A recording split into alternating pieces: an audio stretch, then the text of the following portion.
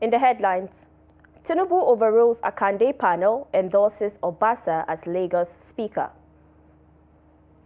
Obasanjo criticizes Lagos Calabar Highway project as wasteful and corrupt. Opposition alleges fresh plot by pro-Wike lawmakers to destabilize rivers. And on the foreign scene, Russia shoots down 77 Ukrainian drones overnight.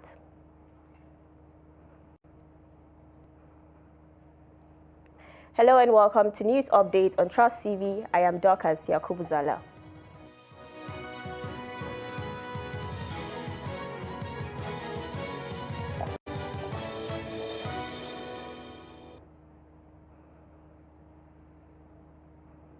President Bola Tinubu has settled the leadership crisis in the Lagos State House of Assembly, backing Mudashiru Obasa to remain as Speaker despite a panel's recommendation for his resignation.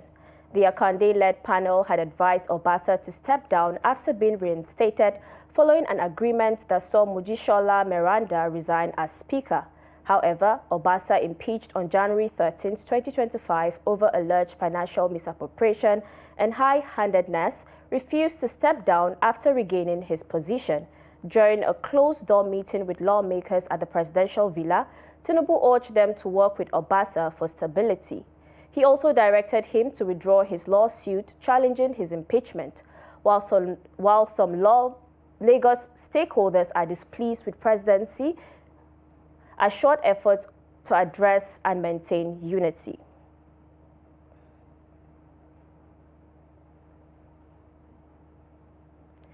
Now, former President Olusegun Obasanjo has condemned the 15.6 trillion naira Lagos Calabar Coastal Highway project, calling it wasteful and corrupt. He also criticized the Tinubu administration for approving 21 billion naira for a new residence for Vice President Kashim Shettima, describing it as a misplaced priority and a conduit for embezzlement. Obasanjo made these remarks in his new book, Nigeria, Past and Future, where he assessed Nigeria's leadership. He accused many public office holders of being ill-prepared, self-serving, and focused on personal enrichment rather than national development. He called for a review of Nigeria's democratic system to reflect African realities, arguing that the country needs leaders who prioritize public welfare over personal gain.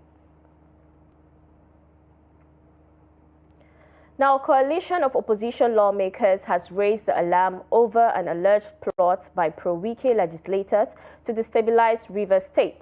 The lawmakers accused the group of attempting to block the 2025 budget process despite a Supreme Court directive warning that governance will continue regardless of their actions. Speaking in a live broadcast, coalition spokesperson Honorable Ikenga Ugochinyere also alleged plans to manipulate local government laws to extend the tenure of former chairmen, thereby obstructing scheduled elections. He assured Rivers residents that the elections would proceed as planned, dismissing any illegal amendments. The coalition further claimed there is a scheme to prevent the PDP from holding its national convention to block a potential opposition merger ahead of the 2027 elections. If he thinks there's nothing that can remove Mubarak, if that's what is pitching him, getting him frustrated, he should be ready to get more frustrated. That budget, when they finish running, they will receive the budget. At least the whole world have seen that Mubarak has implemented the judgment of the Supreme Court. The council chairmen are gone, election dates have been fixed, budget is ready, presentation, the governor has gone after writing the House of Assembly ran under the bed in their quarters because a master called them from Abuja. And you think the state will continue to wait for you? People of Rivers will continue to wait for you on this insult with those lawmakers?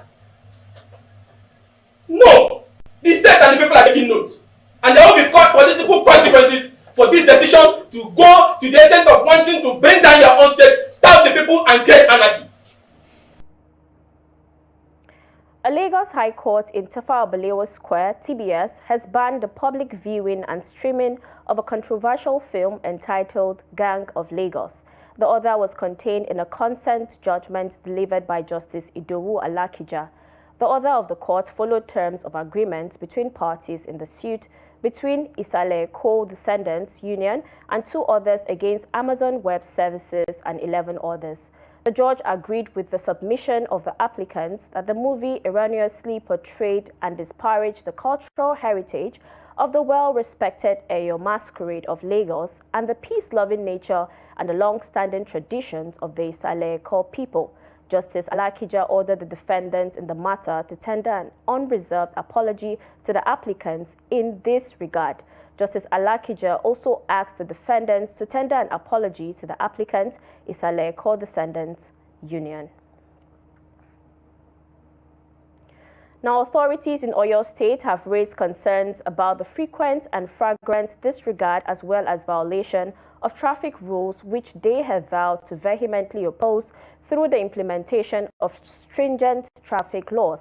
Chairman of the Oyo State Road Traffic Management Agency, Major Ade Sagba Adekoya, retired, stated this in Ibadan while conducting newsmen on an inspection of the recently installed one-way road spike at the Idiape Junction, Iwo Road, where the agency boss promised to make major roads across Oyo State safer. The report. It's a recurring decimal that has led to the untimely death of many innocent residents and motorists alike who have had their life cut short due to the reckless attitude of some road users who break traffic rules. Driving against traffic is commonplace across Ibadan metropolis, but at the installation of this road spike at Idiape intersection along Iwo Road intersection is a pilot innovative strategy designed to drastically reduce road damages, enforce strict adherence to traffic rules, while also safeguarding the lives of road users. In 2024, 222 persons died as a result of accidents, according to our statistics. And as such, large number of these mortalities is a result of this one-way driving and traffic offenses, especially red light, breaking red light. So we are advising our people that this measure is a deterrent to ensure that people people from flying one way. It is for their safety. The Idiape Junction is notorious for traffic offenses resulting in reckless loss of lives. Road users lauded the initiative and its impact at safeguarding lives. Find it very nice for the road because the road is always busy and people cannot cross along the road. And what they have put there have reduced the speed of the vehicles around. The accidents have reduced because people are not in the full speed as they used to be. The motorists who face the oncoming traffic, I used to call them hire killers. They are hire killers because they are ready to face you, and you are going on your own way and they face you, and a lot of accidents are recorded daily. It's not only this stretch of the road, but it's all over. But this one will cop them, because as you attempt to face oncoming traffic, the speed breaker will burst your tire and that will stop you. Commissioner for Public Works, Infrastructure and Transportation also speak on other benefits of the newly installed road infrastructure. Apart from accidents, the road furnitures also could be damaged when you are trying to navigate. So for us, we are improving on transportation system. We are safeguarding the road users. Also, we are targeting zero accident on our roads. Authorities here say initiatives like these will be spread across strategic routes across the state.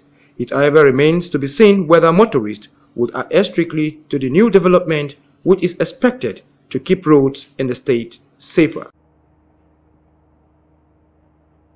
Still in Oyo State, Aleshiloye Market in the state capital has been ravaged by an overnight fire that destroyed millions of naira worth of properties. Although no lives were lost, traders blame the extensive damage on inadequate firefighting equipment and poor road access that hindered the swift arrival of first responders. The report. Traders at Ibadan's Aleshiloye Market are reeling in shock after a midnight inferno reduced their shops to ashes. Returning to the market on Wednesday, they were met with tales of sorrow, loss and regret, leaving their livelihoods in ruins.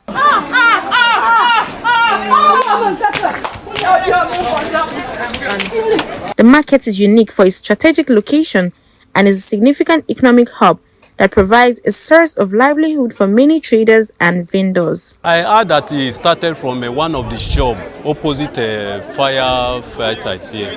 It was one of my brothers from the church that called me around 12 midnight that am I in the Aleshile? I said no. What happened? He said Aleshile is born. I said So I don't have any other choice just to wake my wife and take my children to her grandma. And I started coming. Personally, I have lost up to 15 million naira now.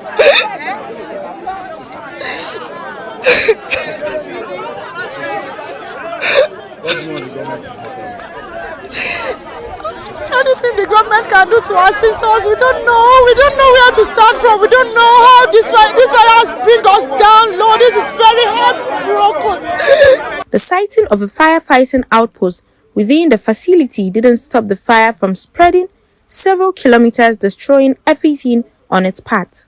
These incidents once again brings to the fore government's laxity towards providing necessary infrastructure to prevent incidents like this. The fire started right in front of fire station. Right in front of fire station, inside only one shop. And the fire station cannot control only one shop before it extended and blew to all these places. It's highly devastating. With the magnitude of the disaster at the Aleshinloye International Market, mere words of intending succor are not enough to pacify these aggrieved victims, who have had their source of livelihood cut short in an incident many observers have described as avoidable. Gathered that over 1,000 shops are affected here, though owned by people that are like 400 to 500 individuals. Because somebody might have a shop, at the same time have like 10 stores. And we have interviewed some of them. And for now, we are still gathering the data. Quite unfortunate that this happened at this particular time. And it's not that it has to happen at any time at all. But we all know how the economy of the country is. And for people to lose their means of livelihood here is quite unfortunate. While there were unanswered questions about the cause of the inferno, the market fire once again raises questions about fire disaster management and issues of insurance and liabilities. Now we move over to Niger State, where the family of 25-year-old Sani Khalid, a butcher and footballer with Young Stars Football Club in Chanchaga local government area of the state, who was shot dead by a policeman suspected to be intoxicated, has called on the Inspector General of Police, Kayode Ebetokun, to ensure that justice is served. The young man was reportedly shot dead on Monday, March 10th, while sleeping outside his family compound in the Angwan Kaje area of Mina, the Niger State capital, by a member of a police patrol team. Trust TV's Abubakar Akote has the report. On March 10, 2025, the young Sani's dream to become an international footballer was cut short by a police officer who was alleged to have shot him at a close range while the victim was sleeping outside their compound. The officer who pulled the trigger was said to be under the influence of alcohol. Eyewitnesses said the officer fired another shot targeting children that were begging for food for sahur, but the children escaped unhurt. A tea seller where Sani was killed also narrowly escaped as bullet penetrated the door to his shop and shattered the plastic container where he stored sugar. Speaking with Trust TV, Sani's mother, Amina Yusuf, mother of 9, called on the police authorities to ensure justice for her late son.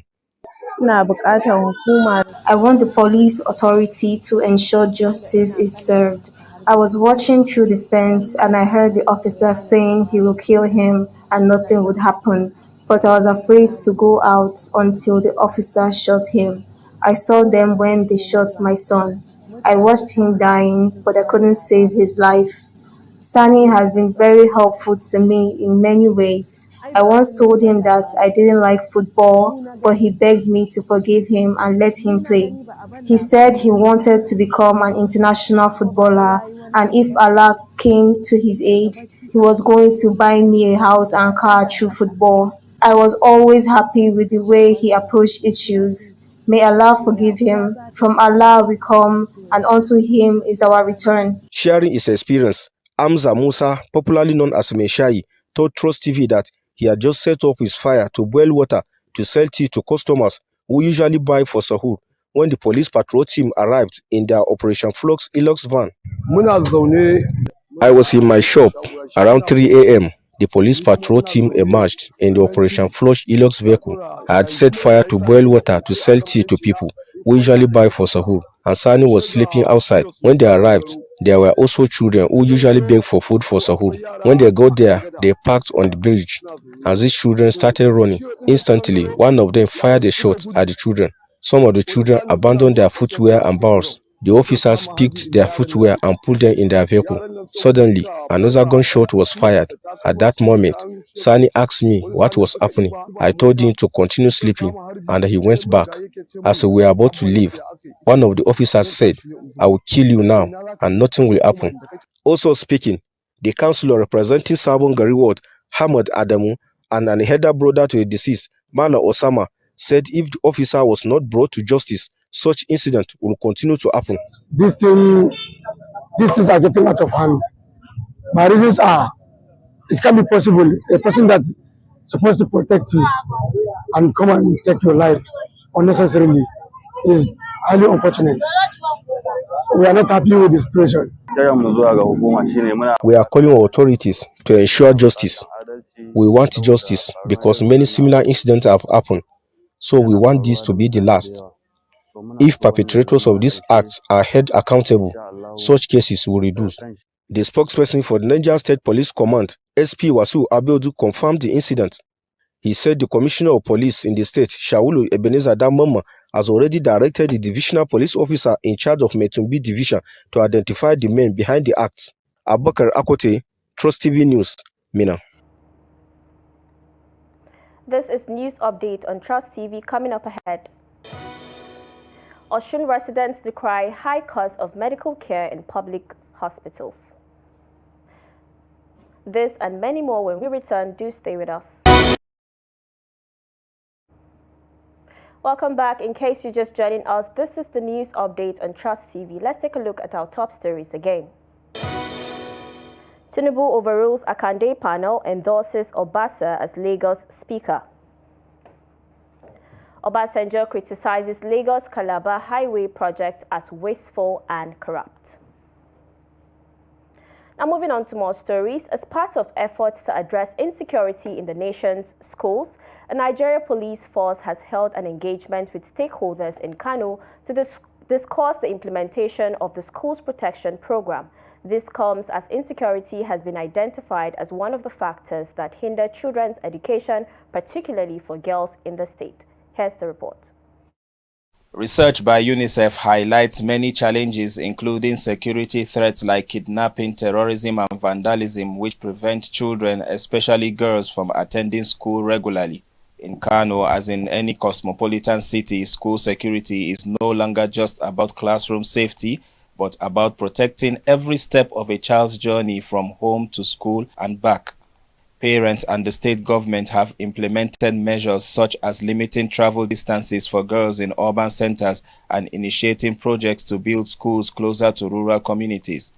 The Federal Ministry of Education, through the Adolescent Girls Initiative for Learning and Empowerment implemented in Kano, says all schools have safety policies in place. A recent stakeholders meeting convened by Nigeria Police Forces Safe School Project identified issues like terrorism, kidnapping to school vandalism, and gender-based violence within schools as impediments to school safety. Today's event, strengthening security, resilience, and integration of host communities, align with the National Plan on Financing Safe Schools in Nigeria. The plan has a national investment response aimed at protecting schools, learners, teachers, and non-teaching staff from attacks in Nigeria, and was designed to achieve measurable outcomes such as reducing the number of out-of-school children and improving Nigeria's rating in the Human Capital Index in the long run. The protection of schools is not just a security matter. It is an investment in our future. Education is the foundation of development, and no child should be deprived of learning due to insecurity. We must therefore work collectively, government, that is, security agencies, and community leaders and citizens, to ensure that schools in Kano remain places of knowledge and not fear. Amid these challenges, residents speak on ways to tackle insecurity which affects children's pursuits for education. The lack of security affects us all, so we parents have to cooperate with the government or there will be no success. However, we feel every school should be located close to a police station.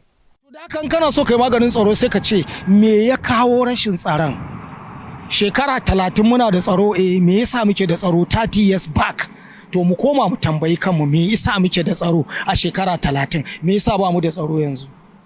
30 years ago, schools and communities were secured, so why don't we have security now? The major problems are growing population, jobless youth, poverty, and lack of education.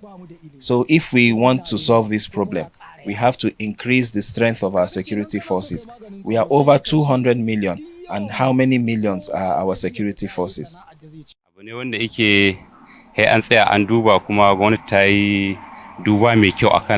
government needs to critically address issues of security as well as infrastructure in primary and secondary schools. Added to this is the cooperation of the communities, which is also key to achieving improved security. Of the solutions discussed during a training program for School Protection Squad is a community-based security approach. We want to adopt the two type of system that we have seen being used in other places in the world, which are adequately, effectively working. That is by combining the school marshals, the school security squad, as well as critical stakeholders in giving information. As Kano continues to protect its children, key recommendations include the establishment of better security infrastructure in schools like fences, surveillance systems, and partnerships with local communities. With these measures in place, schools will be safer for everyone, as every child deserves the opportunity to learn and grow in a safe environment. Abdulaziz Ibrahim, Trust TV News, Kano. And the rising cost of medical care in Nigeria due to the ongoing economic downturn has become a major source of concern for most people across the country. In Osun State, residents say the cost of medical care is high, even in public hospitals that are meant to offer services at affordable rates. Hamid Oyegbade filed in this report. Most households that fall within the lower income range pay for medical care at rates that are out of their budget range. Due to the surge in Medicare, this set of people often resort to self-medication or delay seeking medical care until their conditions worsen, potentially leading to death or severe financial strain due to complications. Even public hospitals are becoming expensive despite government funding and intervention. Assessing healthcare facilities in government hospitals, I know how the cost won't be high because medical cost of medical consumables that these hospitals are using, I don't want to believe they are very cheap because of the forex.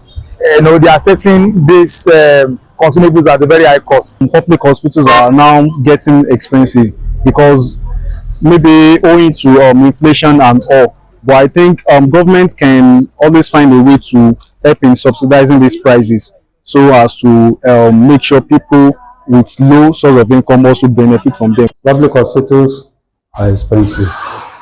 In fact, I will pull the word extortion now. That is what is being practiced in public hospitals.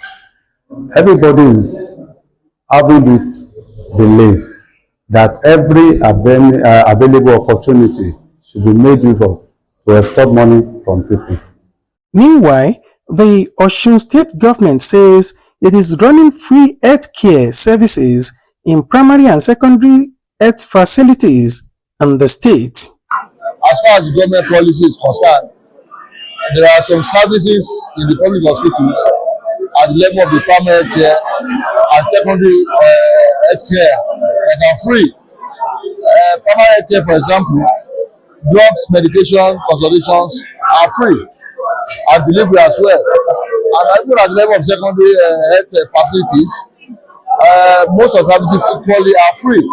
The residents appealed to the state government to ensure affordable access to essential services in public hospitals. Amid Oyegbade, Trust TV News, Osogbo.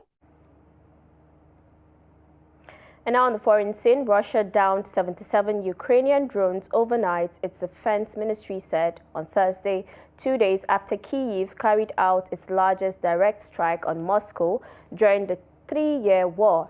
30 drones were intercepted and destroyed over the western Bryansk region bordering Ukraine, while 25 more were downed over Kaluga, the ministry said in a statement. More drones were intercepted over the regions of Kursk, Voronezh, Rostov and Belgorod, it added. The latest barrage comes after Russia downed more than 90 drones in the capital region on Tuesday. Mayor Sergei Sobyanin called it the most massive enemy drone attack on Moscow. Russia said 3 people died and several more were injured in Tuesday's attack, which saw it intercept 337 Ukrainian drones across the country.